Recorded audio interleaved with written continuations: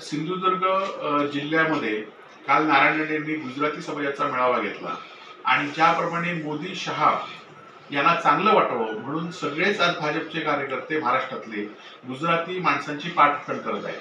खरं तर मुंबई महाराष्ट्रापासून वेगळी करण्याचं काम गुजरात्यांनी याआधी सुद्धा केलं होतं, परंतु अनेक लोकांनी रक्ताची आहुती देऊन आज महाराष्ट्र आणि मुंबई एकत्र ठेवण्याचं काम काही वर्षापूर्वी मराठी माणसाने केलं आणि त्यामध्ये कोकणातल्या माणसं त्या आंदोलनामध्ये खूप पुढे होती संयुक्त महाराष्ट्राच्या.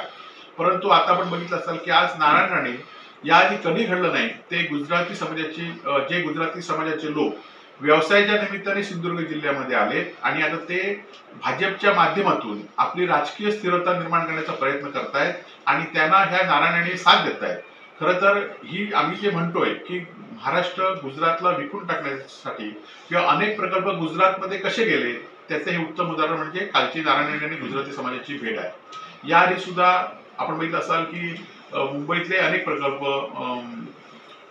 सोने मार्केट, डायमंड मार्केट, व्होक्सवॅगन कंपनीचा प्रकल्प, असे अनेक प्रकल्प गुजरातला गेले आहेत. ज्या जैतापूरला या ठिकाणी रिफायनरी होते आणि त्या रिफायनरीमध्ये सुद्धा अनेक गुजरात्यांनी जागा घेतलेल्या आहेत आणि ह्यांचे एजंट कोण आहेत ते आता सगळ्या लोकांना माहिती आहे आणि त्यामुळेच त्यांना हा प्रकल्प निर्माण करायचा होता आणि त्यामुळे ही गुजरात्यांची लाचुगिरी काही मराठी नेते भाजपचे करतायत आणि निश्चितपणे मी आपल्या मार्फत एवढाच इशारा गुजराती समाजाला देऊ शकतो की आपण इथे आलात ते व्यवसायाच्या निमित्ताने इथे राहा आणि मराठी माणसाच्या न्याय हक्कासाठी खरं तर शिवसेना स्थापन झालेली आहे.